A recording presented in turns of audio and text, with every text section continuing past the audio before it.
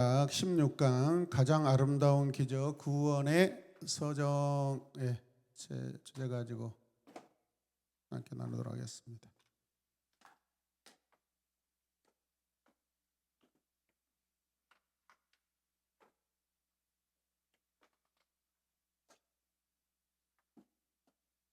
네. 자, 일상에서 교리로 우리 각 줄 한 줄씩 이렇게 한 분단씩 이렇게 읽을까요? 자, 우리 홍혜정 목사님 줄부터 읽겠습니다. 죄에 대해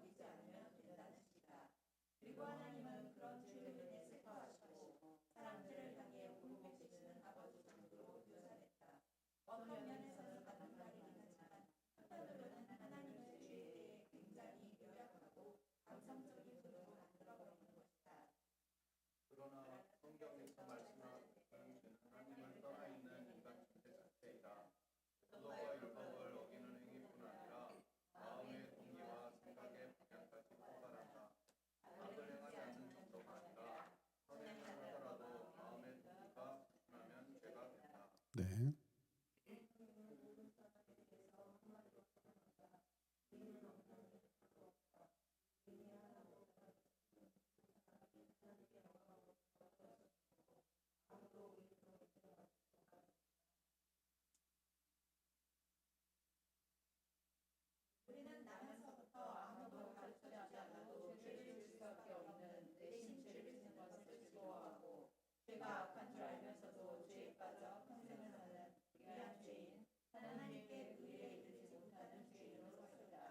네.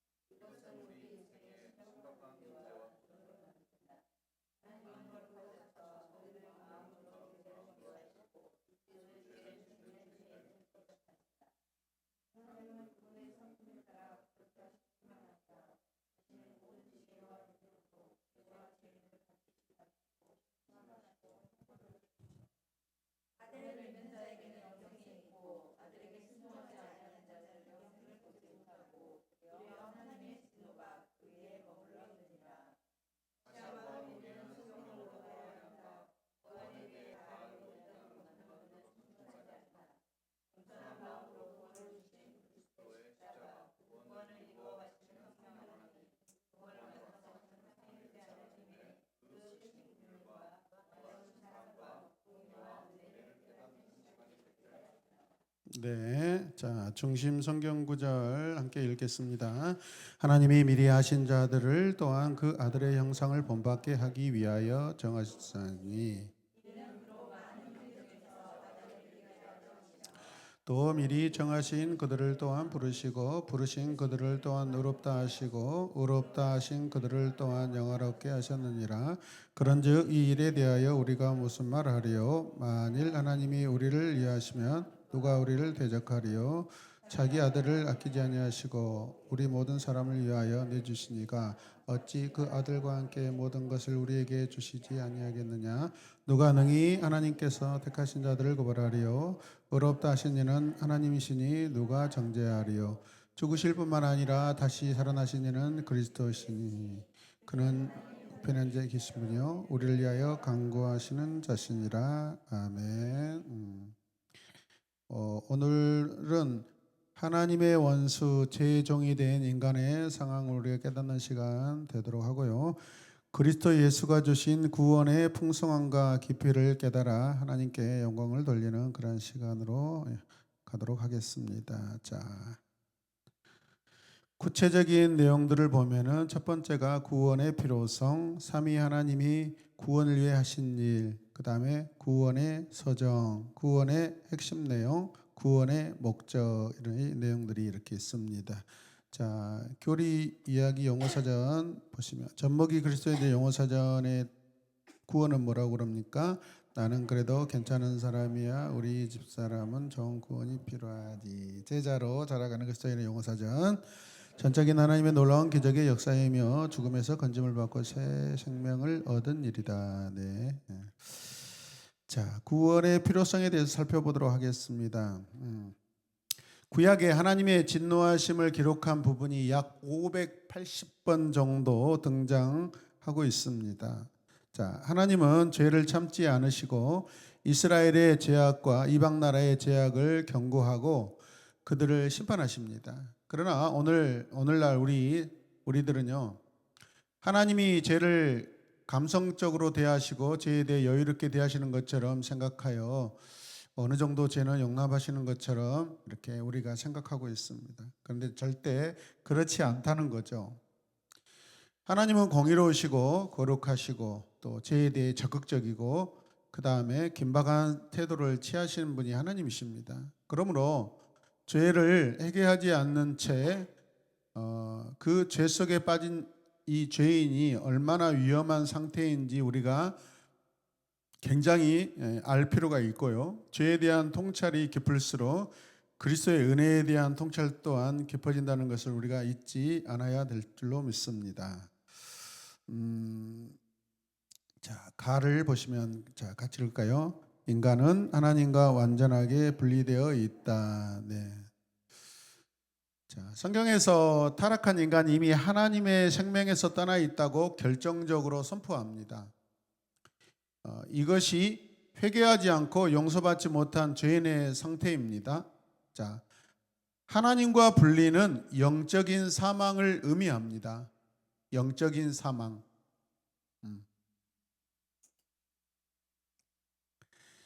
우리가 아직 지옥에 떨어지진 않았지만 이미 지옥에 떨어질 자로 이미 판정받았습니다. 자, 그리고 하나님의 생명에서 분리되어 있는 상태이고요. 그래서 우리는 육체적인 죽음도 선고받고 그 죽음의 집행인 심판을 기다리는 상태가 지금 오늘 나의 상태입니다. 그렇게 비참한 상태를 우리는 살아가고 있다는 것을 우리는 알아야 한다는 것이죠. 자, 하나님과 분리된 상태가 영적인 죽음이고, 그리고 이 땅에서 우리의 생명이 끝날 때 그대로 가면은 영원한 사망이 되는 것이죠. 자, 두 번째, 자, 같이 읽겠습니다. 인간은 하나님의 진노의 대상이다. 자, 진노의 자녀는 진노와 혈연 관계만큼 밀접하게 떨어질 수 없는 관계라는 거예요. 그래서 자기 힘으로는 진노에서 일체 벗어날 수 없다라는 것이고, 하나님은 죄인을 그냥 적당히 미워하시는 것이 아닙니다, 여러분. 죄는 하나님이 지닌 모든 능력으로 자신의 진노를 쏟아붓는 대상이 된다라는 것이죠. 그래서 우리 인간은 진노의 대상이라는 것입니다. 인간은. 자, 그 다음에 다 읽겠습니다. 타락한 인간은 죄의 지배를 받고 통제를 받는 죄의 노예가 된다. 자, 진노의 대상들의 결과가 뭐죠? 죄의 노예가 된다는 거죠. 자, 성경은 타락한 인간을 죄의 종이라고 선언하고 있습니다. 자, 종은 주인의 통제를 받으며 스스로 풀려날 수 없다는 관계를 가지고 있습니다. 그래서 복음을 받아 하나님의 진노와 은혜를 깨달아 회개하고 거듭나지 아니하면 윤리와 도덕 수준에 관계없이 인간은 죄로 가득한 상태에 있다라는 것입니다. 겉은 성실하고 윤리적이고 도덕적일지는 몰라도 그 사람은 철저하게 죄 속에 살고 있는 상태입니다. 그래서 어떤 죄의 유혹이나 시험이 찾아오면 모래 위에 지은 집 같이 어때요? 비참하게 무너지고 사라지는 그런 상태가 된다는 것을 기억하시길 바랍니다. 라 읽겠습니다. 모든 인간은 하나님을 대적하고 하나님께 나아갈 수 없다. 없다. 자, 타락한 인간은 하나님을 이용하고 대적하는 상태라고 우리가 볼 수 있으면 이해하기 쉬울 것입니다. 복을 빌어주거나 하나님이 자신을 사랑하시며 자신의 인생을 돌보아 주신다는 이야기는 좋아하지만은 하나님은 거룩하시고 인생의 주인이시고 왕이시며 죄를 심판하시는 권세를 가진 분이다라고 선포하는 순간 모든 인간은 하나님을 그 자리에서 거부하게 된다라는 것이죠. 거듭나지 않는 상태에서 나오는 모든 생각은 자연적으로 하나님을 대적합니다. 잘 써놓으시길 바랍니다. 거듭나지 않은 인간은 자연적으로 하나님을 대적한다라는 것이죠. 그리고 하나님의 법에 굴복하지 않고요. 굴복할 수도 없고, 이것이 모든 인간으로 태어난 상태의 기본적인 상태라는 것입니다. 하나님이 거룩하시고 공의로우셔서 죄를 미워하시고 진노하시고 반드시 심판하신다는 것은 무서운 일이기도 하지만은, 그런데 어때요? 이 심판을 피할 수도 있다라는 것을 우리가 기억해야 합니다. 인간이 그 어떤 종교적인 행위로 자기 몸을 단장하고 자기 몸을 포장한다 할지라도 종교적인 행위로는 하나님께 나아갈 수 없다라는 것입니다.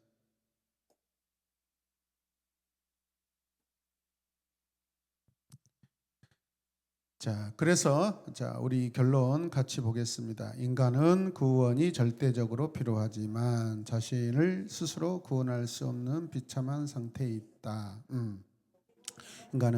하나님은 인간을 구원해야 할 의무나 책임이 전혀 없으시다. 만일 하나님에게 죄인에 대한 어떤 책임도 의무가 있다.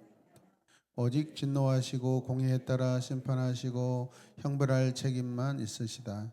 이것이 인간 아담과 하와의 타락 이후 하나님과 인간의 기본 상태인 것이다. 그러나 우리에게 진노하실 책임만 있으신 하나님이 죄 가운데 있는 비참한 우리를 위해 구원의 계획을 세우시고 구원의 길을 열어주신 것이다. 아들이신 성자 예수님을 이 세상에 보내셔서 그 아들을 통해 어떠한 행위와 노력으로도 스스로 구원받을 수 없는 우리를 죄 가운데서 구원하시는 역사를 이루신 것이다. 그러므로 구원은 전적으로 하나님의 놀라운 주권적인 역사요, 어떠한 것과도 비교할 수 없는 가장 고귀한 선물인 것이다. 아멘.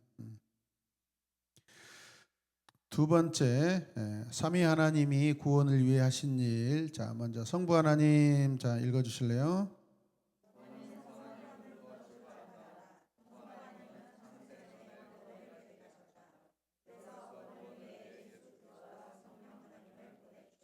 네. 그다음에 성자 예수님이 하신 일.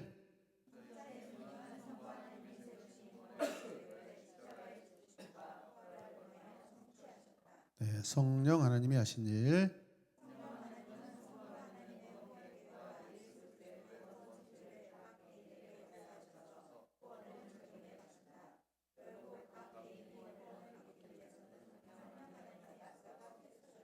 네.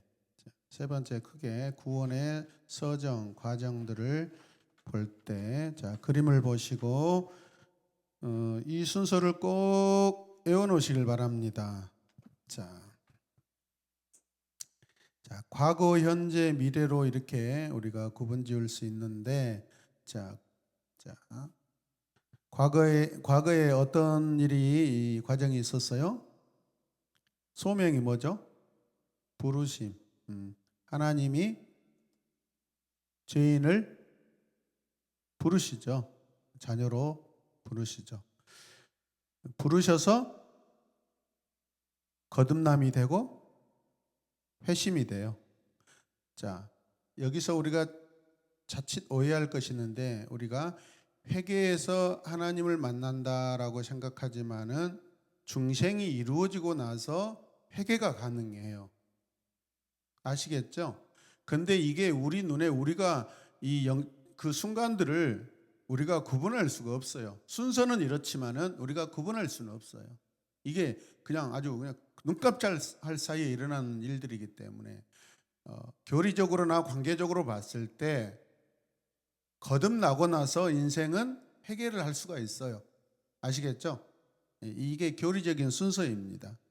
그리고 나서 믿음이 주어지죠. 회개했을 때 믿음이 주어지고, 자, 믿음이 주어지고 나서 어떻게 해요? 칭이 의롭다 여기죠. 너는 의롭다. 죄가 없는 것을 선언하는 거죠. 자, 죄가 없다고 선언되고 나서 어떻게 해요? 신분이 죄인에서 아들로 양자로 이제 바뀌게 됩니다. 그 순간부터 이제는 어떻게 돼요? 거룩한 변화의 시간으로 들어가죠. 성화, 거룩한 변화로. 근데 하나님이 구원하시고 나서 그대로 두지 아니하시고 계속 끌고 가시는 거죠. 견인. 계속해서 우리를 붙들고 끌고 가시는 것이죠. 자, 그 다음에 어떻게 해요? 마지막에는 영화. 영화는 어때요? 장차 저 영원한 곳에서 영원한 나라에 우리가 들어가서 이렇게 맞이하게 될 그 상황을 말하는 것이죠. 자, 이해되셔요? 자, 둘, 넷, 여섯, 여덟, 9개입니다. 자, 제가 앞에 자만 이야기할 테니까 완성하십시오. 소, 중, 회, 및, 칭, 양, 성, 견, 영화. 자, 같이 한번 쭉 천천히 한번 해볼게요. 순서를 생각하면서 소명, 중생, 회심, 믿음, 칭의, 양자됨, 성화, 견인, 영화. 현재적인 상황으로서는 우리가 어디에 있어요? 성화, 변화의 시간과 계속 인도함을 받는 견인의 상황 가운데 있다라는 것이죠. 잘 이해하시길 바랍니다. 자, 이 9가지 내용을 다시 한번 이렇게 한번 설명해 드릴 테니까 잘 이렇게 메모하시길 바랍니다. 먼저 소명입니다. 성령이 구원을 우리 인간에게 적용하실 때 제일 먼저 하시는 일은 죄인을 부르시는 일입니다. 이걸 소명, 콜링이라고 하죠. 그러니까 죄인에서 의인으로 콜링이 있기도 하고, 그 다음에 우리가 이미 성화의 상황 가운데 어떤 특별한 일을 하기 위해서 하나님이 또 사역의 콜링도 있습니다. 사역의 콜링. 신분의 콜링과 사역의 콜링이 있어요. 자, 하나님이 사람들을 초청하여 그리스도를 믿으라고 이 권유하시는 은혜의 행위라는 것입니다. 소명. 자, 그래서 하나님의 부르심에는 두 가지 경우가 있는데 외적 부르심과 내적 부르심이 있습니다. 자, 외적 부르심은요, 죄인에게 그리스도 안에 있는 구원을 제시하시고 제공하시고 죄를 용서받고 영원한 생명을 얻기 위해서는 그리스도를 신앙으로 받아들여야 함을 간절하게 공고하는 것입니다. 보통 이렇게 이것을 우리는 전도 행위로 이렇게 보기도 합니다. 자, 그렇지만 이 부르심만으로는 구원에 이를 수가 없습니다. 그러니까 외적인 어떤 상황을 통해서 콜링을 하신다는 것이죠. 외적인 사람들을 통해서, 가족을 통해서, 선배를 통해서, 때로는 가정에서 자녀들을 통해서 부모님이 이렇게 콜링되는 경우가 있고요. 자, 마태복음 22장 14절에 청함을 받는 자는 많되 택함을 입은 자는 적으니라라는 말씀이 있습니다. 제가 가장 이렇게 이해하기 어려웠던 말씀 중에 하나가 히브리서에 가면은 한 번 비침을 갖고 버림을 받았다라고 해서, 이게 예전에 목사님들이 한 번 비침을 받았다라는 것을 한 번 비침을 받았다는 것을 잘 설명을 명확하게 잘 못 해주시더라고요. 그래서 되게 어려웠어요. 이게 뭐지? 어떻게 하나님을 믿었는데 다시 버림을 받았을까? 그런 생각을 했는데 아니에요, 여러분.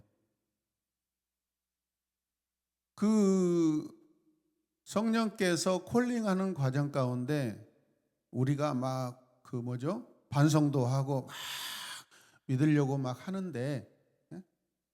그 정도 거기에서 끝나버렸다는 거죠. 온전한 회개가 이루어지지 않고.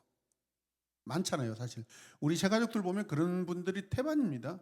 교회 몇 번 예배드리고 막 오는 것처럼 하다가 영원히 안 오고 형식적으로 막 예배드리고 있고 이런 분들을 말하는 것입니다, 여러분. 예. 하나님 편에서 그 구원은 정확하고 완전합니다, 여러분. 이 부분에 대해서 우리가 오해해서는 안 된다라는 것입니다. 아멘이죠. 그래서 막 어떤 영적인 막 뭐 체험도 합니다. 근데 여러분 지켜봐야 됩니다. 시간이 필요합니다. 우리 인간이 사람이 사람을 보고 이렇게 정확하게 판단할 수가 없습니다. 우리는 하나님이 아니시기 때문에. 그래서 하나님이 구원하시라고 초청한 자들은 많지만 거기에 어때요? 택함 받은 사람들, 결단하고 회개하는 자들이 적다라는 것이죠. 자, 그 다음에 내적 부르심이 있습니다. 두 번째, 이 내적 부르심이란 하나님의 진정한 부르심이에요. 그러니까 외적인 것은 사람을 통해서 권면하는 것입니다. 어떤 상황을 통해서 막 사업이 안 되고 제 주변에 사법고시 3번, 4번 떨어져 가지고 아 이게 도저히 아니네. 그럼 내가 뭘 해야 되지? 최근에도 광시대 전사님 중에 그런 분이 계세요. 제 교육전사 때 장로님 아들인데 이미 장로님이 소원을 해놓으셨더라고요. 소원이 이루어진 것이 아니라 내 아들은 이렇게 했으면 좋겠다. 근데 이 되게 똑똑해요. 경기도 용인에 있는 경찰대학교를 수석으로 합격하고 막 법무법인에도 이렇게 근무하고 했는데 최근에 원래는 자기가 의사가 되고 싶었대요. 가정이 너무 어려워가지고 이 장로영 권사님이 제가 그 교회를 섬길 때 교육전사를 섬길 때 진짜 막노동하셨어요. 근데 되게 성실하시고 순수하시고 그래가지고 자녀 2명을 키웠거든요. 근데 딸은 교사, 아들은 본인이 사실은 부모님은 그 목회자의 길을 가기를 원했는데 너무 가난해서 제가 돈을 벌어가지고 가정을 좀 이렇게 풍성하게 해보고 싶다 해가지고 경찰대를 간 것 같아요. 그런데 최근에 이렇게 그 뭐죠? 더 한 단계 높이 이렇게 법조계로 올라가려고 이렇게 시험을 몇 번 봤는데 떨어졌다 하더라고요. 그래서 한 3번인가 2번 떨어지고 아 이게 아니다 기도를 했는데 하나님 그런 마음을 주셨대요. 네가 이 법전을 이렇게 연구하는 그 마음으로 나를 사랑할 수 없겠니? 그런 마음을 주셨대요. 그래서 아 하나님 나를 사역자로 부르시구나 하고 돌이키셔가지고 그 친구가 이렇게 광신대 야간을 다닌 것도 의외였어요. 사실. 지금 광주시 경찰청에 되게 높은 이렇게 그 직을 가지고 근무하고 있습니다. 그래서 청소년들도 많이 만나고 있고 대학생들도 많이 만나고 있다고 이야기하더라고요. 그래서 제가 그랬어요.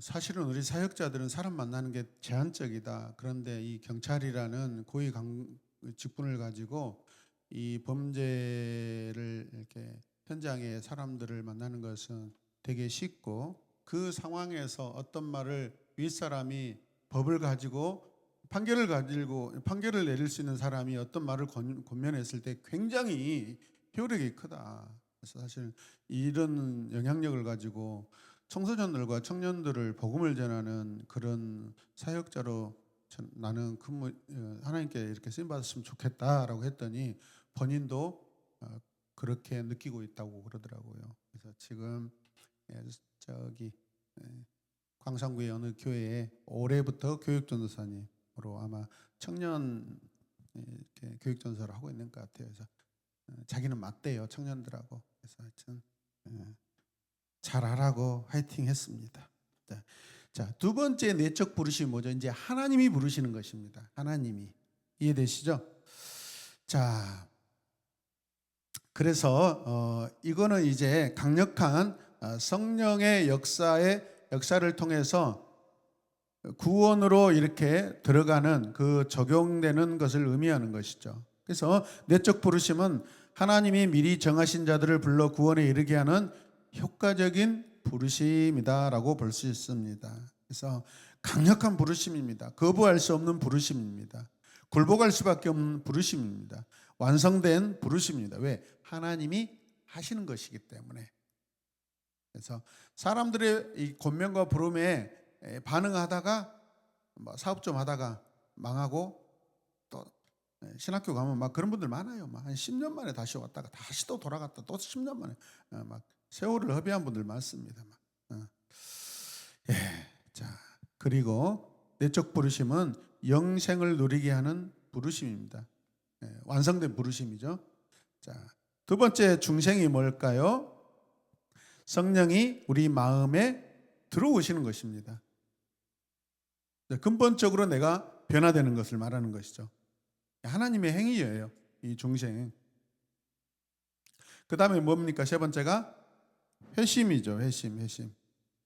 회심이라는 것은 하나님이 중생한 사람들의 모든 의식, 생각과 마음과 모든 그 행동, 행위를 변화시킵니다. 그래서 그런 마음을 주실 때 어떻게 해요? 자기가 지금까지 하나님 밖에서 살아왔던 생각, 마음, 행위들을 다 떠올리면서 눈물을 흘리면서 이제 후회하고 회개하는 과정입니다. 회개합니다. 그래서 뭐 어떤 분들이 막 이렇게 교회 예배당에서 막 떼굴떼굴 굴렀다. 어느 날 막 지유리처럼 갑자기 거리를 지나는데 눈물이 막 나오면서 그런다. 이 바로 회개를 통하여서 이 회심이 계속해서 일어난다라는 것입니다. 그 다음에 믿음. 자, 결국에는 이 복음의 진리에 대한 견고한 확신이고 하나님이 그리스도 안에서 맺으신 그 약속들을 진심으로 신뢰하는 상태가 믿음입니다. 자, 진리를 이제 고백하는 그런 상황이에요. 이 믿음이라는 것이. 자, 다섯 번째 칭의입니다. 칭의. 자, 예수 그리스도의 의를 기초로 하여서 죄인에 대한 율법의 모든 주장, 그 주장이 만족된 것을 선언하는 재판적 행위를 말합니다. 이 칭의라는 것은 법적 용어입니다. 칭의, 죄 없음. 재판관이 판사가 땅땅땅 두드리는 행위입니다. 이게. 그리고 양자됨이 뭐예요? 양자도 이 법적인 그 관계이고 용어입니다. 하나님께서 나를 하나님의 자녀로 삼으셨다는 것이죠, 여러분. 우린 친자가 아니잖아요. 양자잖아요. 죄인이 하나님의 자녀가 된다는 것은 양자의 방법밖에 없어요. 그 다음에 자녀가 되고 나서는 이제 뭐예요? 아버지를 닮아가는 변화의 삶으로 들어가는 거예요. 주인을 닮아가는, 주인을 따라가는 삶, 아버지를 따라가는 삶. 그래서 이거는 마치 하나님과 관계가 회복된 성도들이 실제적으로 거룩하게 되는 과정이다라고 말할 수 있습니다. 여덟 번째 뭡니까? 성도의 견인. 자, 굉장히 중요합니다. 이 성도의 견인이 뭐냐면 마치 일반적인 성도들이 어떤 고난과 환난을 겪고 나면은 그 마음이 막 흔들리죠. 이걸 뭐라고 하죠? 구원의 확신. 예전에 이렇게 한 20여 년 전에는 우리 기독교 캠프 안에서 이 구원의 확신에 대해서 굉장히 이렇게 한때 중요성이 이렇게 막 강조될 때가 있었어요. 캠프 가면은 뭐 너 예수님 믿냐 안 믿냐 막 그거 확인하고 그거에 대해서 설명해주고 자기는 예수님 믿는 것 같은데 교리적으로 이게 설명이 자기가 못하니까. 자, 하나님이 한번 구원하신 자들을 끝까지 보호하신다.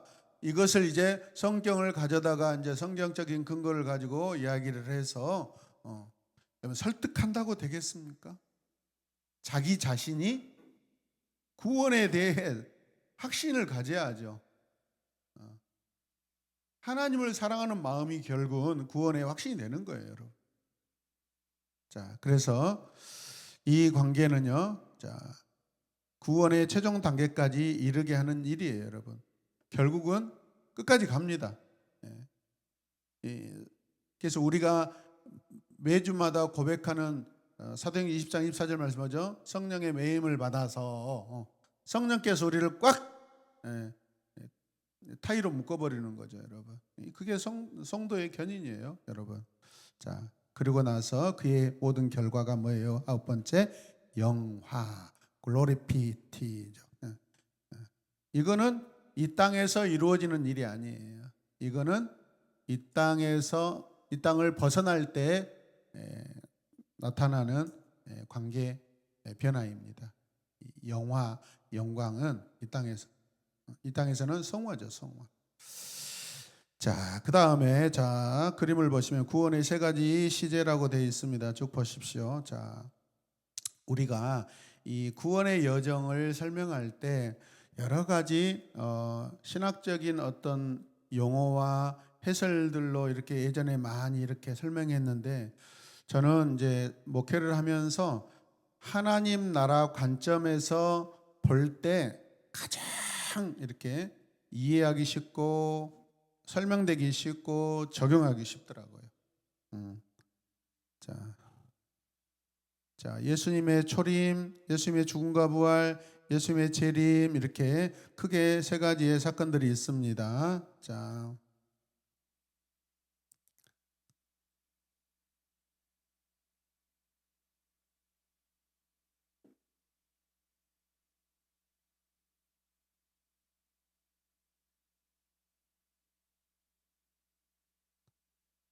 나라의 개념으로 보셔요.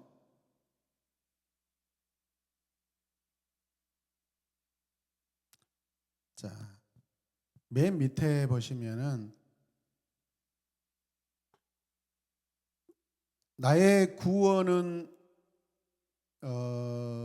현재적이지만은 과거를 포함하고 있죠. 그리고 현재적인 이 믿음이 이 구원의 관계가 미래까지 가요, 안 가요? 갑니다. 구원 받았을 때. 혹시 이 부분에 대해서 궁금한 부분들이 있으면 잘 체크해 놓으시길 바랍니다.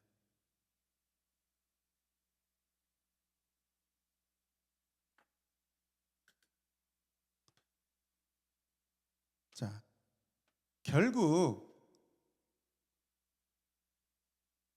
기독교의 구원은 시간적으로는 이렇게 우리가 분리할 수 있지만은 전체적인 하나님 나라 차원 관점에서 전체 우리의 구원의 관점을 보면 과거, 현재, 미래가 다 연결되어 있다라고 이해하는 것이 이해하기가 쉽습니다. 자, 그래서 어떤 학자는 그런 말을 했어요. already와 not yet. 그러니까 지금 영화 전까지는 already라고 우리가 보면 되죠. 구원을 이미 받은 상태. not yet은 완성이 아직 안 된 상태. 이해되시죠? 일단은 그렇게 이해하시게요. 자, 그 다음에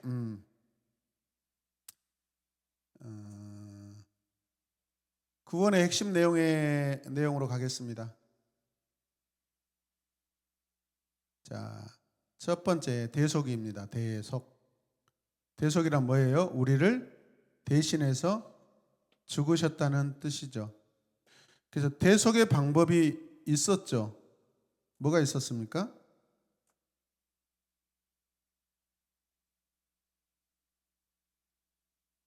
속죄, 속전?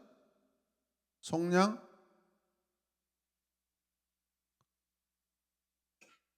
자, 이 대속이라는 것은 죄인을 대신해서 죽는 것이고요. 죄값을 치렀다라는 뜻입니다. 성경은 항상 십자가를 말할 때 구속의 의미를 강조하고 있고요.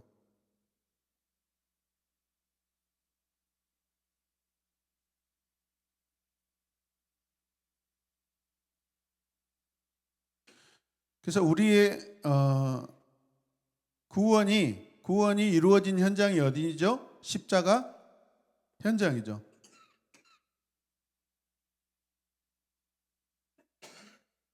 구원의 방법이 예수 그리스도의 피 흘리심의 십자가 현장이죠.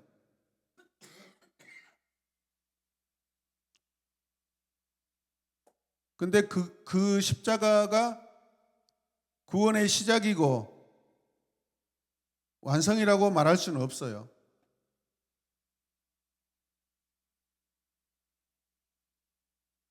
나 한 사람의 구원의 삶이 시작되는 시점으로 그렇게 보자는 것이죠.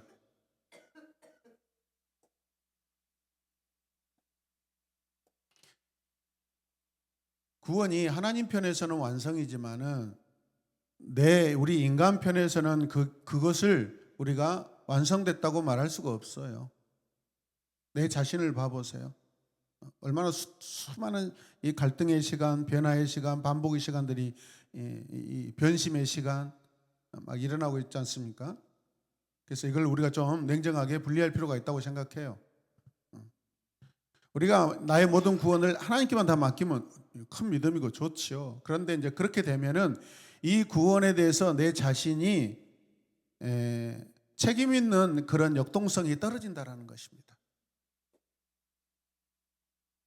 이게 이제 구원파의 논리입니다.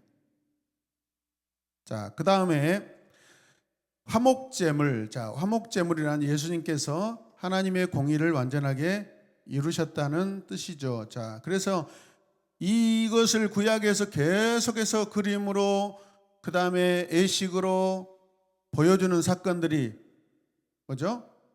어린 양을 계속해서 바치는 그런 사건들이죠. 자, 이 화목제물은 다른 말로 하면 하나님의 공의를 만족시키는 거예요. 하나님의 공의. 공의가 뭡니까? 저는 이번에 우리 이재명 대통령이 개인적으로 울면서 한번 고백한 일들이 있어요. 여러분, 여러분들도 참 좋은 선택을 다 하셨는데, 이분이 앞으로 어떤 대통령이 될 것인가, 어떤 정책을 펼칠 것인가라는 것은 굉장히 중요합니다. 첫 번째, 그 취임 선언하고 나서 첫 번째 한 일이 뭐였죠?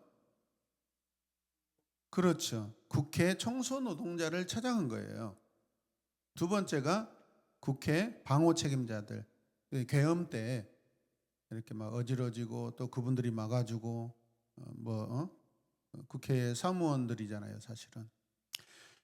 그런데 이제 그 첫 번째 그 일을 하셨던 그 청소 노동자를 찾아간 것은 그분들이 계엄 때 이렇게 어지러진 거 치우고 고생하고 하는 부분도 있지만은 더 깊은 의미가 있는데 그게 무엇이냐면 원래 안동에서 이 가정이 성남으로 이제 이전에 왔잖아요. 이사에 왔잖아요. 가장 서울 주변에서 가장 가난한 도시 아닙니까?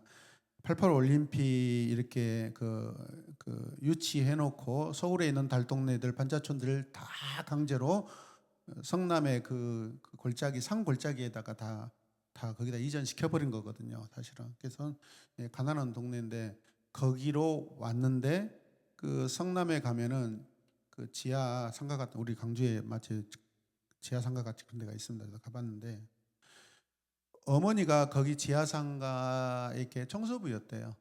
청소부 하다가 이렇게 아프셔서 돌아가셨는데 동생이 엄마가 했던 그 일을 받아서 했어요.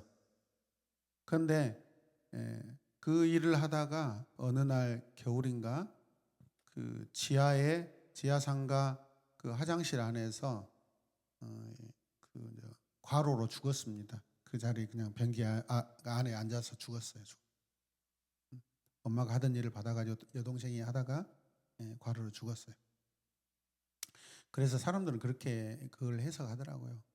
그냥 청소 노동자들을 찾아간 게 아니라 엄마와 자기 동생을 생각하며 찾아갔다고 그렇게 이야기하더라고요. 그래서 그때 이렇게 보면 관계하는 모습을 보면 막 웃고 막 굉장히 정감이 있고, 그 다음에 역대 대통령이 그런 사람들하고 사진 찍은데 무릎 꿇고 사진 찍고, 이게 되게 찾아보기 어려운 그런 장면들이잖아요.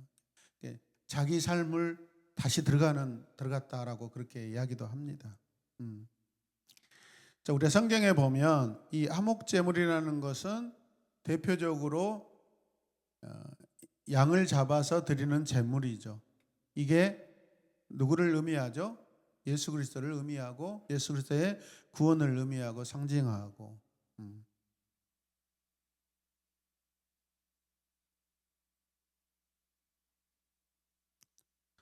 자, 그 다음에 세 번째는 용서라는 관계가 있습니다. 구원의 핵심 내용 가운데 용서.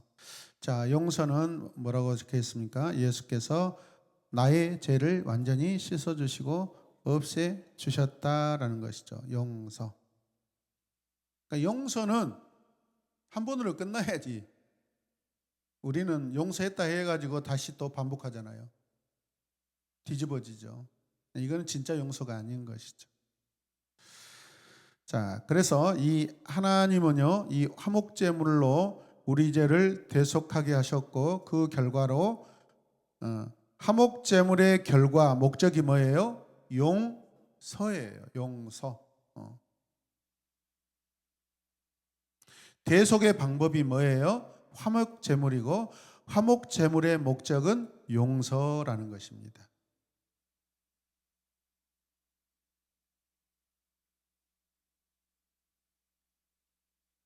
이스라엘 백성들에게 수천 년 동안 끊임없이 행해졌던 것이 바로 이것들이죠. 최근에 페이스북에서 이런 논란이 있었어요. 한번 잘 들어보세요. 어떤 게 맞는가? 저는 이제 금방 이렇게 거기다 댓글을 달아줬는데,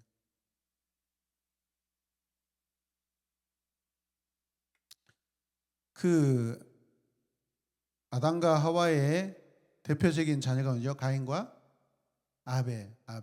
예. 그들이 이렇게 하나님 앞에 피해 제사를 드렸다 안 드렸다라는 그런 이제 그 주장이 나오면서, 그러면 아담과 하와도 하나님께서 처음 에덴 동산을 창설하시고 나서 거기에서 피해 제사를 드렸을까요? 안 드렸을까요? 그런 그런 어떤 질문들이 오고 갔어요. 에덴 동산이 만들어지고 나서 하나님이 아담과 하와를 이렇게 사람으로 이렇게 창조하시죠. 그 이후에 그들이 드리는 제사가 있었을까요? 아니죠. 그 피해 제사는 어떤 걸 의미하죠? 죄속이죠, 죄. 그러니까 죄 있기 이전에는 그런 제사를 지내지 않았어요, 여러분. 혹시라도 이런 내용을 가지고 누군가와 이렇게 이야기를 할 때, 피해 제사는 죄에 대한 이렇게 속죄를 받기 위한 제사였기 때문에 제사는 없었어요. 그러니까 속죄의 제사는 없을지라도 감사의 제사는 충분히 있을 수 있겠죠. 감사의 제사, 감사의. 그것이 어느 형식이든 형식이 아니든 간에 아담과 하와가 죄 짓기 이전에는 하나님을 생각하며 늘 하나님과 완전한 관계에 있었으니까 늘 감사가 이루어지고 있고, 그렇지 않겠습니까?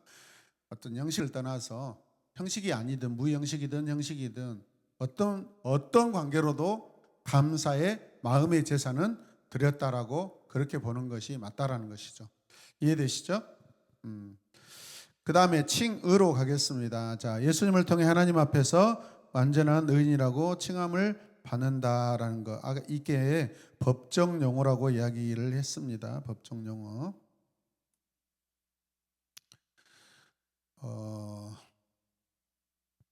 예수님 당시에 문화는 헬라의 영향권에 있고 법적인 부분은 어디에 많이 이렇게 영향을 받았겠어요?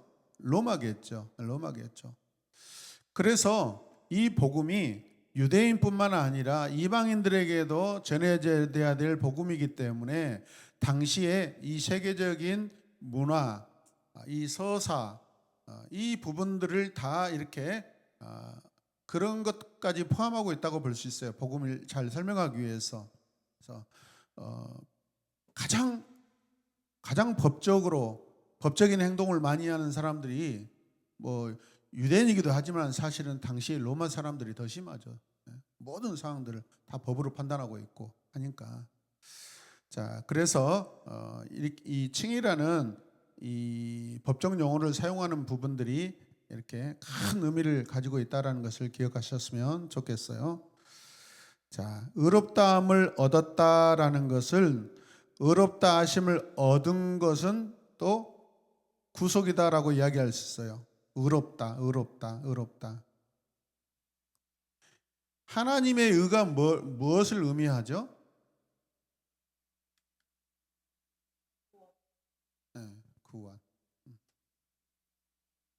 구원도 포함되어 있죠.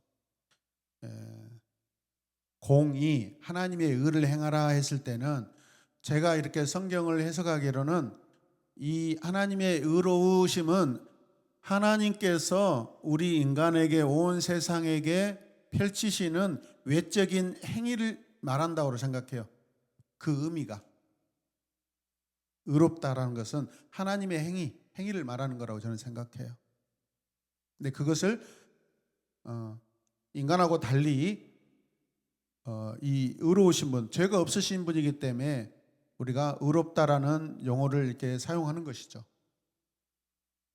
성경에도 하나님을 그렇게 표현하고 있는 것이고, 하나님이 표현하시고 행하시는 외적인 그 행위를 우리는 의로 표현한다라는 것이죠.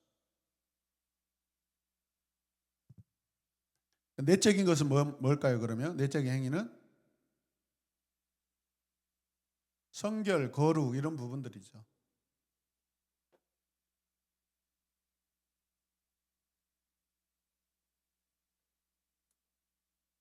그래서 구약 성경에 이스라엘 백성들에게 하나님의 의가 이거다라고 할 때 그것은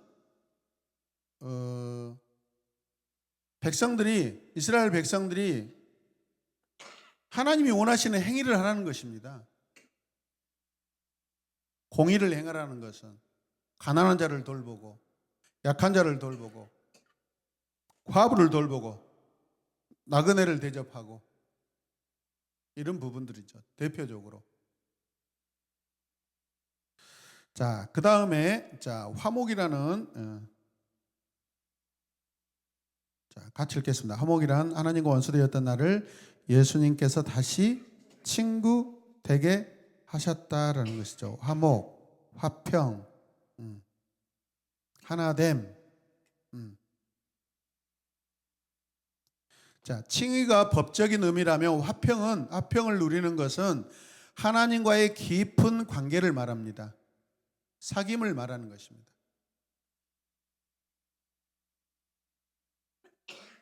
그러니까 칭의가 룰이라고 그런다면 화평은 삶이다라고 우리가 또 이렇게 이야기할 수도 있습니다.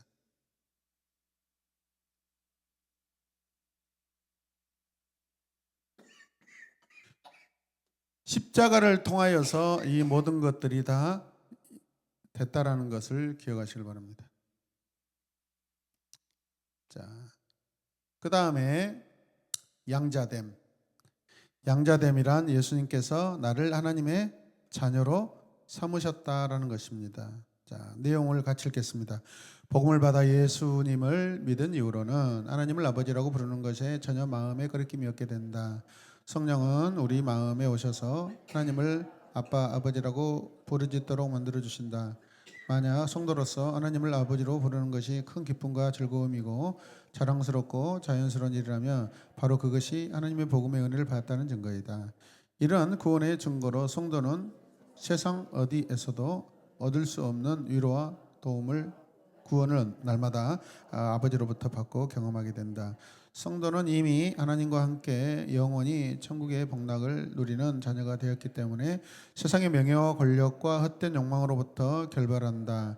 주님만이 승리하심으로 하늘의 기쁨을 주시기 때문에 성도는 자신의 삶에 어떤 일이 닥쳐도 두려워하거나 낙심하거나 부끄러워하지 않는다. 아멘.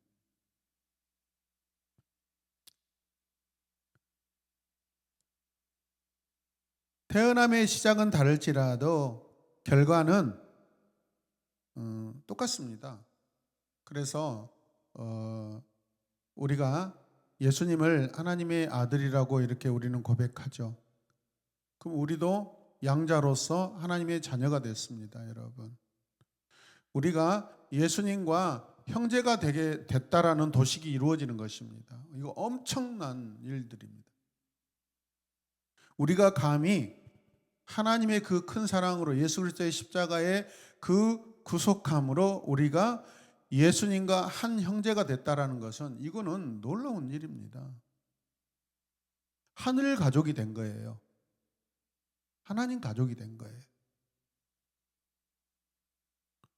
그 다음에 구속. 자, 구속이란 예수님이 십자가의 은혜로 죄와 죽음으로부터 해방시켜 주셨다라는 의미이다.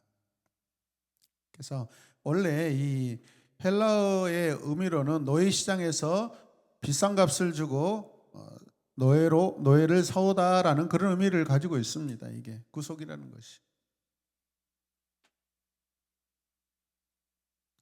그러니까 성경이 하나님이 성경을 성령을 통해서 기록하게 하실 때 모든 사람들이 지금 현재 내 삶에서 우리 삶에서 문화적으로 어떤 풍습적으로 잘 이해할 수 있도록 그림 언어의 그런 단어들을 차용해서 쓰고 있는 것입니다.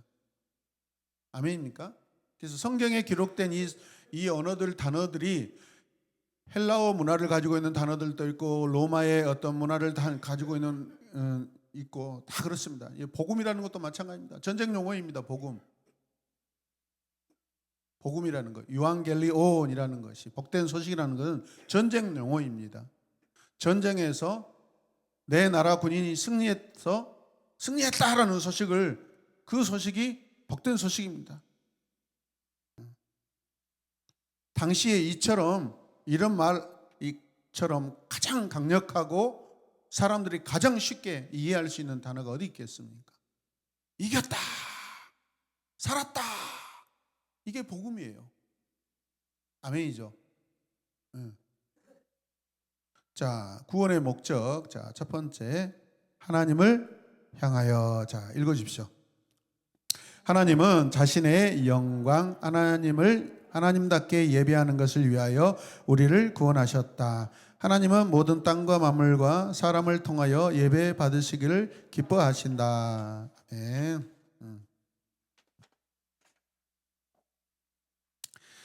하나님은 인간을 창조하시고 그를 통해서 영광 받으시기를 기뻐하십니다.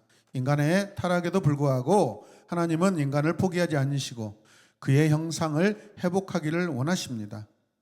인간을 구원하심으로 다시 하나님을 전인격적으로 예배하고 하나님께 영광 돌리는 새로운 마음과 새로운 영을 허락하신 것입니다. 구원의 목적입니다. 두 번째는 뭐예요? 사람을 위하여, 나를 위하여. 자, 같이 읽겠습니다. 하나님은 모든 사람에게 구원의 복을 주시기를 원하시며 그 구원의 복이 이웃에게 흘러가기를 우리를 구원하셨다.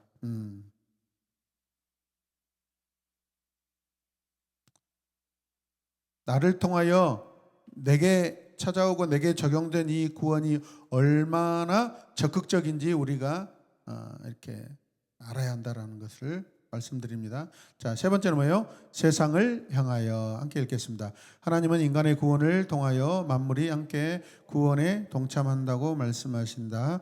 우리는 창조 세계를 회복하는 하나님의 동역자로서 부름을 받는다. 세계 모든 영역을 하나님을 예배하는 자리에 올려놓는 소명. 자, 구약과 신약에서 이스라엘 백성들이 하나님을 가장 이해하지 못하고 살았던 삶의 모습이 뭐예요?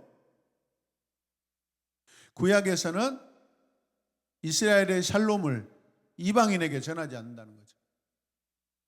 나누지 않는다는 거죠. 예수님 당시도 뭐죠? 사마리아 지역이 대표적이잖아요. 받은 구원을 흘려보내지 않고 나누지 않음으로 말미암아 구원받은 내 삶, 하나님의 자녀 백성의 삶이 썩어가는 거죠. 부패하는 거죠. 이런 복음은 계속해서 흘려보내야 됩니다. 아멘이죠. 우리도 생각해 보십시오. 심각하게 생각하셔야 됩니다.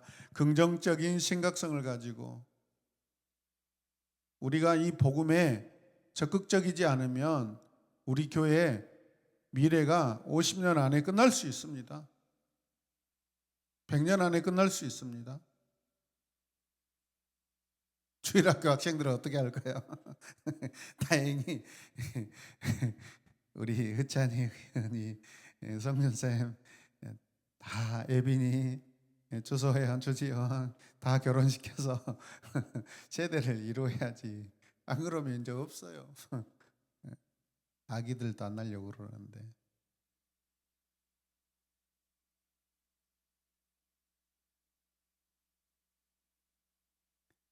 창세기에서 하나님께서 번성하라는 말씀을 그렇게 꼬집어서 하셨을까라는 것이 얼마나 큰 의미인가를 우리가 좀 생각해 봐야 합니다.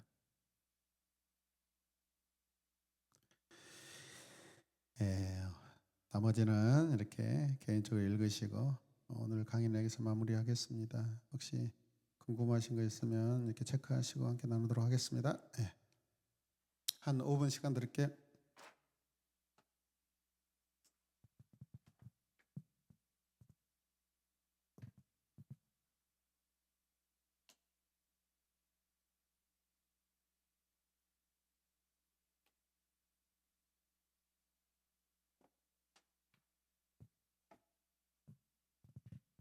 제가 이렇게 정리하시면서 들으셔.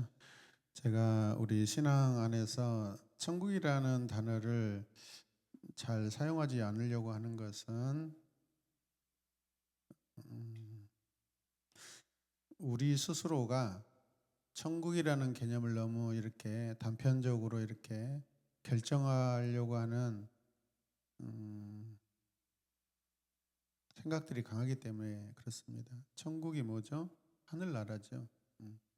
하늘나라. 우리에게 하늘나라는 근접성이 별로 없습니다. 그렇지 않습니까? 내가 죽어서 가는 나라라고 생각하고 지금 내가 올라갈 수 없는 나라이기 때문에 그렇게 생각해 버린다는 것입니다. 근데 왜 성경을 왜 하늘나라라는 단어를 썼을까? 그거는 우리를 위해 쓴 게 아닙니다, 여러분. 하늘나라는 것은 하나님에 대하여 더 많은 것을 포함시키고 표현하고 싶어서 그렇게 표현한 거지. 그리고 이게 히브리적이고 유대 사람들의 하나님에 대한 관계적인 어떤 전통과 문화를 반영하는 것입니다. 원래 하나님 나라죠. 하나님 나라인데 야훼, 여호와라는 엘로힘이라는 이런 하나님을 지칭하는 호칭들을 유대인들이 감히 할 수 없는 그런 마음가짐 때문에 왕곡법으로 하나님을 위치로서 하늘이라는 개념으로 바꾸는 것입니다. 근데 어느부턴가 우리가 근현대 교회에 오면서 그냥 이걸 거리로 생각해 버려요. 신앙을 거리로 생각하게. 시간으로 생각해 버려요. 관계로 생각하지 않고. 그래서 하늘나라라는 것은 유대인들이 하나님에 대해서 조심스러운 경외하는 마음을 가지고 바꿔놓은 그런 표현법이에요. 원래는 하나님 나라예요. 그렇다면 우리가 다시 하나님 나라를 생각할 때 하나님 나라는 내가 살고 있는 나라예요. 맞죠? 맞죠. 하나님 백성으로 살고 있는 나라가 하나님 나라죠. 장차 올 나라도 아니고 장차 갈 나라도 아니에요. 하나님 백성으로 살고 있는 이 시간에 내가 살고 있는 그 나라이니까. 그럼 오늘 내 나라죠. 그래서 이 부분들이 개념들이나 관계가 멀어지지 않도록 우리가 좀 계속해서 우리를 좀 돌아봤으면 좋겠다 싶습니다.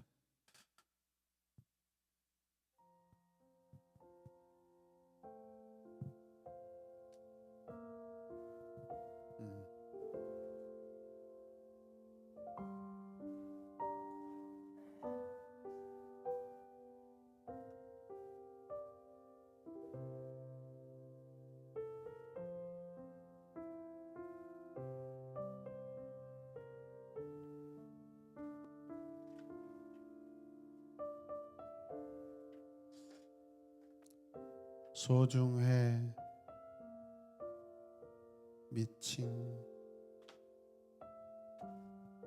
미쳤냐? 성견용 소중해 미쳤냐? 성견용 예. 아니 그렇게 이제 외워놓으면은 애기가 쉽다는 이야기야. 이거 목사고시 강도사고시 볼 때 필수 이렇게 시험 문제예요.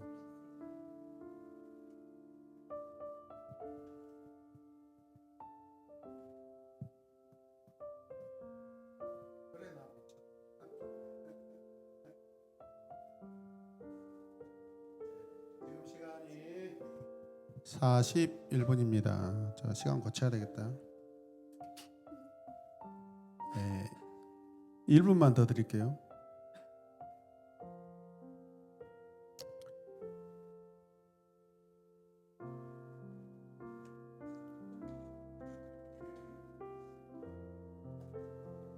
(42분부터) 우리 홍혜정 집사님부터 이렇게 나누도록 하겠습니다.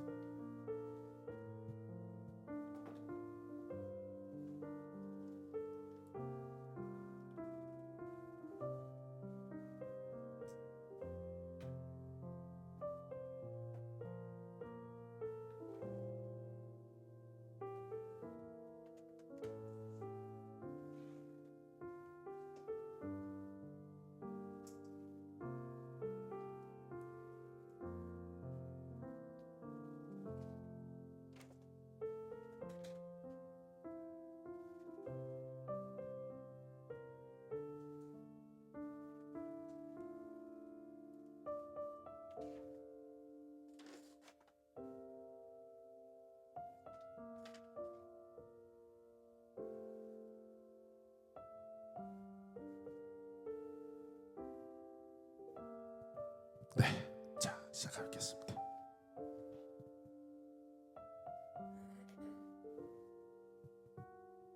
네, 홍혜정 집사입니다. 이번 주 청소년 예배 때 성령에 관해서 이렇게 목사님 설교하셨고, 이렇게 저도 반에서 성경 공부하면서 나눴었는데, 그 견인하시는 분이 성령님이시고, 그래서 정말 내 힘으로 할 수 없다라는 것들에 대해서 잠깐 나눴었거든요. 가끔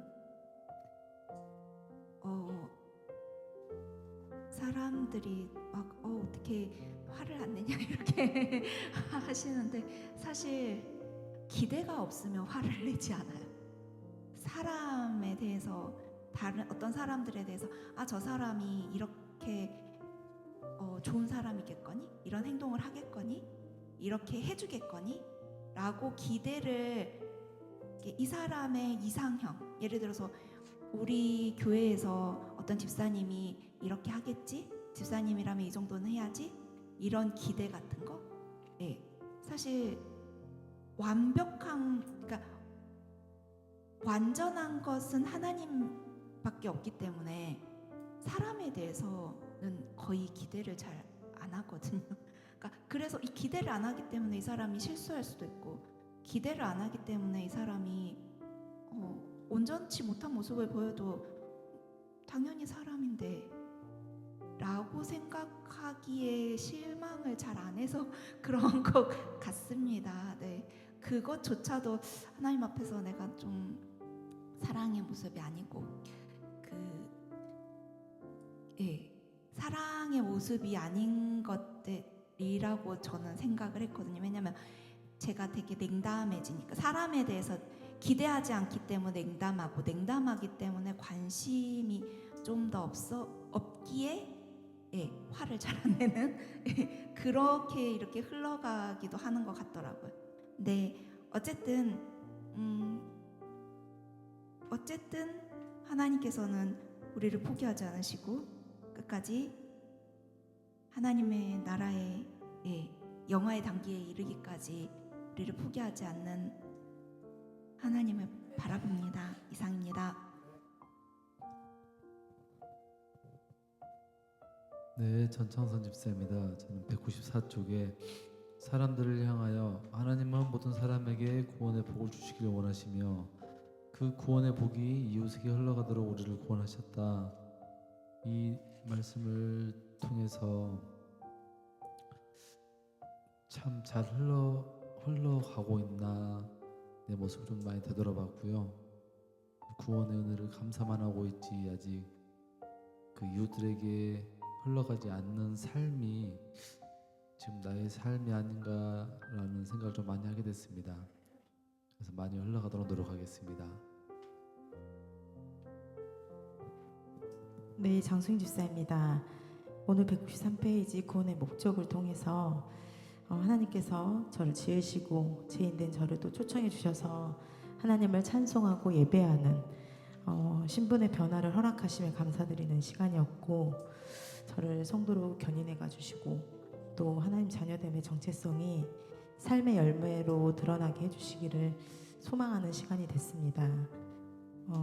복음에 대해서 좀 더 적극적인 태도로 살아가기를 원하고, 하나님께 받은 은혜의 선물을 그 구원의 은혜를 흘려보내는 제가 되길 결단합니다.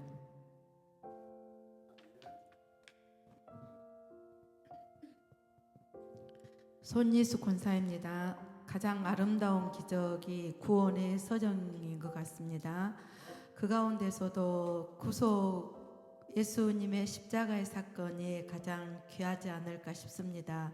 그래서 예수님의 십자가의 은혜로 죄와 죽음으로부터 해방시켜 주신 그 구원의 은혜 감사하며 구원받은 성도로서 저는 193쪽에 자신의 삶에 어떠한 일이 닥쳐도 두려워하거나 낙심하거나 부끄러워하지 않는 삶을 살기 위해서 늘 하나님을 바라보면서 기도하는 삶을 살겠습니다.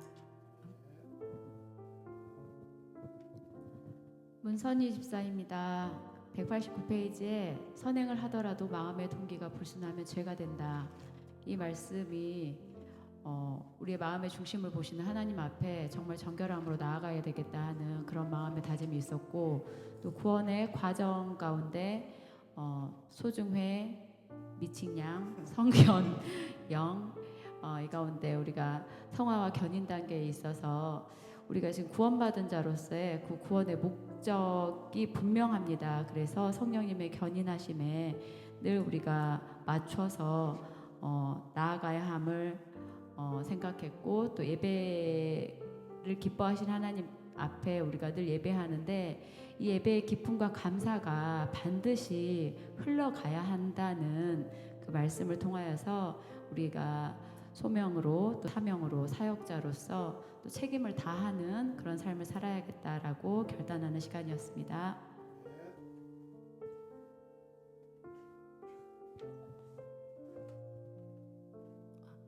백은주 집사입니다.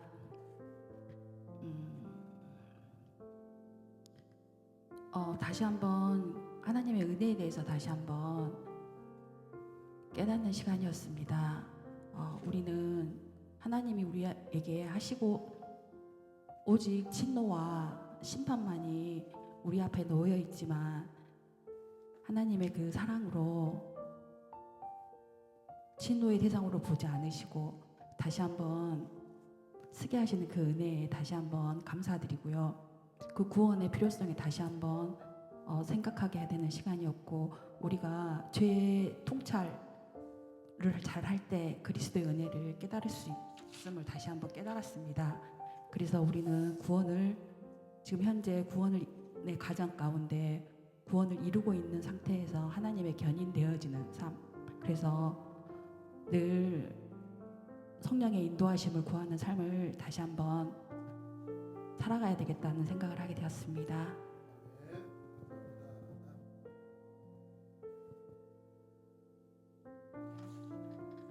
네, 3개월 만에 돌아온 민계화 집사입니다. 반갑습니다. 네, 다시 돌아왔습니다. 네, 오늘 오랜만에 함께 공부하게 돼서 너무 감격의 시간이었던 것 같고, 네, 네, 189페이지 일상에서 교리로의 말씀을 보면서 우리는 나면서부터 아무도 가르쳐주지 않아도 죄를 지을 수밖에 없는 내심 죄를 짓는 것을 즐거워하고 죄가 악한 줄 알면서도 죄에 빠져 평생을 사는 불의한 죄인, 하나님께 의에 이르지 못하는 죄인으로 서 있다라는 이 말씀을 들으면서 제가 지난 일주일 동안 고민하고 기도하고 또 기도로 냈던 그런 말씀들이 여기에 나와 있는 것 같아서 다시 한번 하나님의 그 은혜에 감사하게 되었고, 우리는 정말 죽을 수밖에 없는 죄인이지만 하나님의 그 놀라우신 은혜와 공로로 우리가 하나님의 자녀됨을 그리고 또 이루어가고 있음을, 구원을 이루어가고 있음을 이 시간 고백하게 됩니다. 저는 그래야 하면서 192페이지 구원의 세 가지 시제를 보면서 우리가 과거에 구원을 받았고 그다음에 현재 구원을 이루고 있고 구원을 받을 것이다라는 이러한 내용을 보면서 이미 왔지만 아직 오지 않는 하나님의 그 나라를 우리가 바라볼 때 어떻게 왜 아직 오지 않았을까? 구원을 받을 것이다라는 것을 저는 볼 때 받을 것이다. 구원은 받았는데 왜 받을 것이다라고 했을까라는 그런 의문도 함께 들면서 이 받을 것이다라는 것이 하나님에 대한 확신, 신뢰를 밑바탕으로 우리가 놓여질 때 그것들이 완전하게 우리가 하나님 나라 갔을 때 이루어지지 않을까라는 생각을 하면서 정말 하나님을 향한 나의 확신과 하나님을 향한 나의 신뢰가 더욱더 커지기를 기대하고 소망합니다.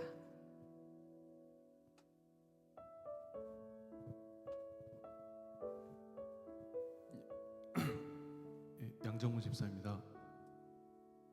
저는 오늘 강의를 듣기 전에 구원의 서정이라는 말을 접했을 때 서정시의 서정인 줄 알았습니다. 그리고 강의를 듣고 나서 오해가 풀렸는데 순서와 과정, 시퀀스란 그런 뜻의 이제 서정인 것을 깨달았습니다. 그리고 192페이지에 이제 구원의 과정들이라고 이렇게 되어 있는데 저는 저를 비롯한 우리 한국 사람들의 특징에 대해서 생각을 해보게 되었습니다. 한국 사람들은 과정에서 무언가를 정립하고 노력을 이렇게 축적해 나가고 실력을 향상시키는 데 최적화된 민족이라는 거를 이렇게 생각해 봤고요. 반대로 뭐 이런 것들을 증명하는 뭐 속담들이 공든탑이 무너지랴 티끌모아 태산 이런 것들이 있는데 공든탑이 무너지랴라는 말에서 안 무너질 거라는 믿음이 있는데 성경에 보면 바벨탑 같은 것도 막 무너지잖아요. 이렇게 이게 반대 부작용도 있는 것 같습니다. 그러니까 소위 짬밥에 대한 맹신, 내 경륜에 대한 확신, 그 경륜 인한 짬밥이 교만으로 작용해서 나보다 그 서정의 앞 단계에 있는 사람들에 대한 무시나 스스로 이제 어떤 교만으로 작용하는 그런 것들이 있을 것 같습니다. 그래서 어떻게 하면 그 순서의 그 과정을 따르는 긍정적인 면을 취하고 거기서 오는 부작용인 그런 교만들을 없앨 수 있을까를 고민해보고 앞으로도 계속 답을 구하는 과정을 거칠 겁니다. 이상입니다.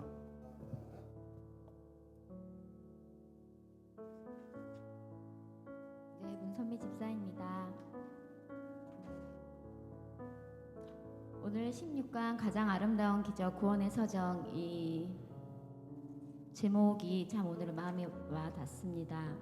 나에게 가장 아름다운 기적을 베푸신 하나님께 감사드리며 일상에서 교리로를 읽으며 요즘 시대는 죄에 대해서 이전보다 훨씬 관용적이다라는 표현이 되어 있고 하나님은 죄에 대해 굉장히 유약하고 감성적 분으로 만들어버리고 있는 현실과 그러나 우리 하나님은 죄와 죄인을 반드시 다루시고 심판하시고 형벌을 주신다는 이 말씀 속에서 내가 분명히 아름다운 기적을 통하여 구원의 서정을 통하여 하나님의 부르심을 받고 하나님 나라를 세워가는 과정 가운데 내가 있으나 일상에서 교리로 여기 나온 말처럼 내가 죄에 대해서 관용적이지는 않았나 지금 관용적이다라는 생각들이 많이 들고 내가 정말 하나님을 믿는 사람이라면 이 죄와 죄인을 반드시 다루시고 심판하시고 형벌을 주시는 하나님의 그 마음을 알아 내 가정과 내 주위에서 만나는 사람들에 대해서 정말 구원의 기쁨들을 나눌 수 있는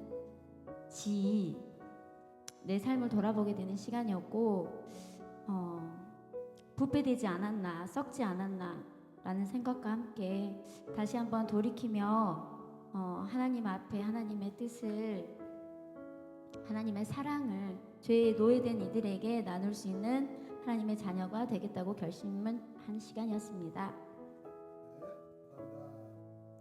조원욱 집사입니다. 저는 192페이지 구원의 과정들을 보면서 과거, 현재, 미래가 있는데 그 과거의 단계를 여러 번 겪었거든요.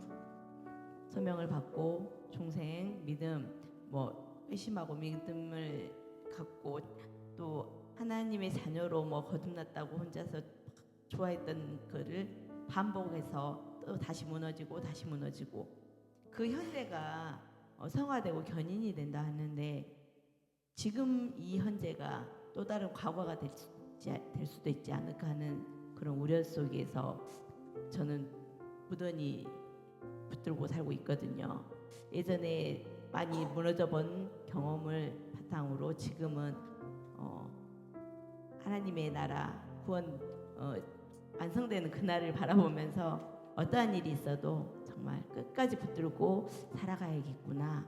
그게 내가 가장 중요하게 여겨야 되지 않나 하는 생각을 해봤습니다.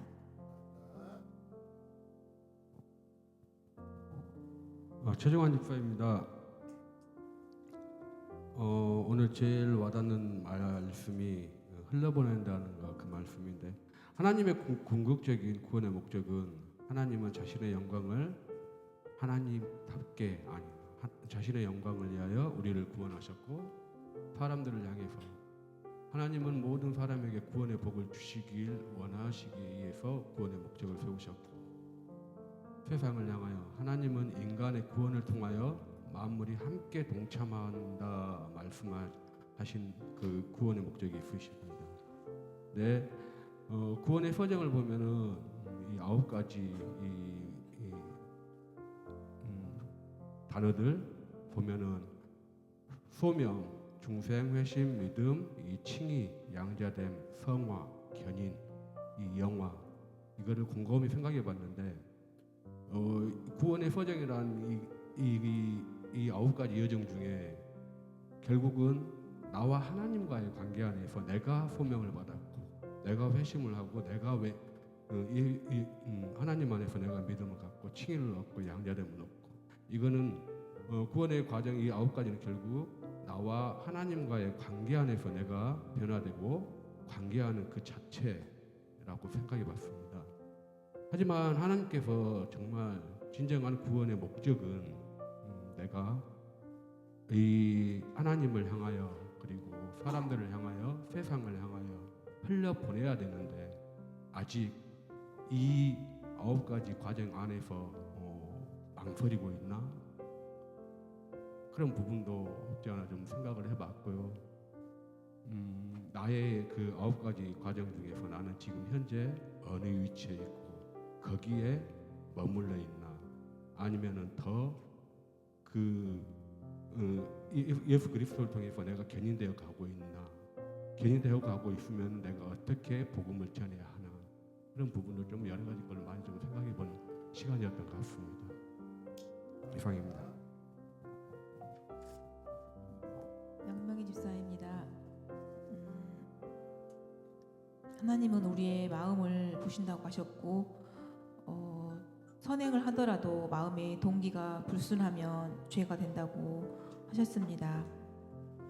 거룩하신 하나님은 그 죄를 미워하시고 또 죄인을 대적하신다고 하셨습니다.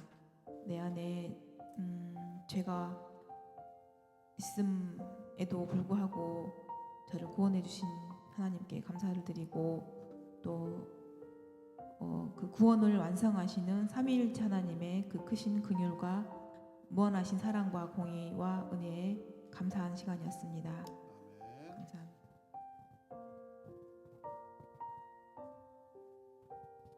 네, 양수찬 집사입니다. 저는 구원의 목적에서 하나님을 향하여 예배 받으시기를 기뻐하시는 하나님이신데 나의 감정과 나의 생각으로 하나님을 예배했던 지난 시간들을 회개하는 시간이 되었고요. 또 사람을 향해서 우리가 구원의 복을 흘러가도록 하셨는데 그렇게 하지 못하는 부분에 있어서 생각하는 시간이었고 그런 많은 시간들이 쌓이고 쌓여서 저의 모든 영역에서 하나님을 예배하는 자가 됐으면 하는 소망의 시간이었습니다.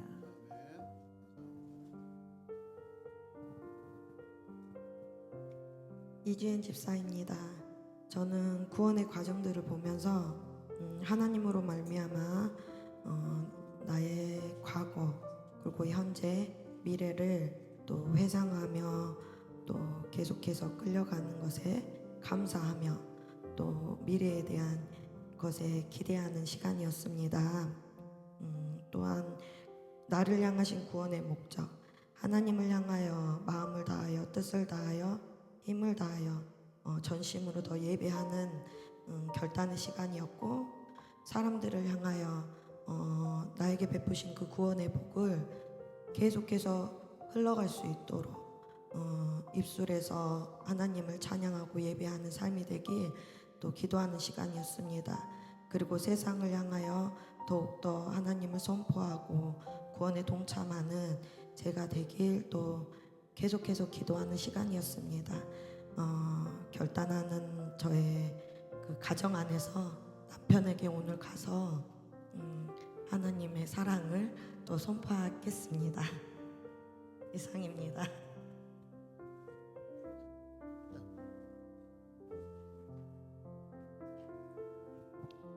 네, 전 김미선 집사입니다. 그 양정모 집사님이 서정의 그 뜻을 말해줘가지고 오늘 감사합니다. 저도 좀 왜 말했을까 사실 조금 아직도 긴가민가 하고 있었는데 확실히 알게 돼서 감사하고 저는 오늘 요한겔리온 이 단어를 마음에 좀 외쳐보고 간직하고 싶습니다. 미선아 요한겔리온 하고 먼저 주님께서 오셔서 회개하라 천국이 가까웠느니라 이렇게 하셨을 때 어떤 마음이셨을까? 이제 전쟁에서 승리하고 너에게 그 나라를 주러 왔다 이렇게 그런 마음으로 말해주셨을 것 같은 생각이 들어서 감사하고 내가 또 다른 사람에게 요한겔리온 주님이 다 승리하셨기 때문에 이제 당신의 나라가 지금 있습니다 라고 말해주고 싶은 그 마음이 들었습니다. 아멘. 감사합니다.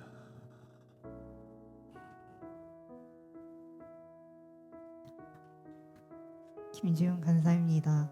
오늘 구원의 과정들을 들을 수 있었는데 첫 번째로 먼저 그 어느 것과도 비교할 수 없는 가장 고귀한 선물을 주심에 감사하며 은혜를 잊지 않고 삶 가운데 하나님께 전인격적인 예배를 드리는 삶을 살아갈 수 있도록 결단하였습니다. 아멘. 또한 우리를 구원하여 주신 하나님께 구원의 책임을 가지며 삶 가운데 예배의 기름이 흘러가고 열매 맺는 삶을 살아낼 수 있도록 기도하며 결단하는 삶을 살아내도록 하겠습니다. 네.